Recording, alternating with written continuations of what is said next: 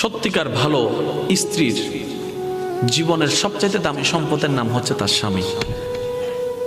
মাকে, বাবাকে, পরিবারকে সবকিছু ছেড়ে ওই স্বামী নামক শব্দটাকে খুশি করার জন্য সবকিছু ছেড়ে অচেনা এক পরিবারের মধ্যে চলে আসে। সুবহানাল্লাহ। আসে তো আসে, খুব অবাক লাগে, এবার মানাইও নেই, একদম ম্যাচিং হয়ে যায়। যেখানে যাই সেই রকম একটা মেন্টালিটি আল্লাহ পাক তাদেরকে দান করেছেন ম্যাচিং হয়ে যাওয়ার জন্য। একজন সত্যিকার ভালো বউ তার জীবনের সবচেয়ে বড় নিয়ামত মনে করে দুনিয়ার তার স্বামীকে। কারণ সবাই তার সাথে বেঈমানি করবে, আমার স্বামী কখনো আমার সাথে বেঈমানি করবে না। সবাই আমার হাত ছেড়ে দিবে, আমার স্বামী কখনো আমার হাত ছাড়বে না।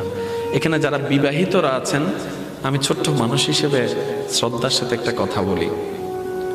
এক ঘরের নিচে থাকলে, একই ছাদের নিচে থাকলে অনেক কিছুই হবে, মন মালিন্য, পক্ষে বিপক্ষে, পছন্দ অপছন্দ অনেক কিছুই হবে। এগুলাকে ফোকাস দিয়েন না, ডিভোর্সে যায়েন না। কারণ ডিভোর্স করে যেখানে যাবেন সেখানে যে মহাসুখ পাবেন এরকম কোনো গ্যারান্টি নাই। যেখানে আছেন থাকুন, আল্লাহর রহমতের আশা করুন। ডিভোর্স কখনো সমাধান হতে পারে না।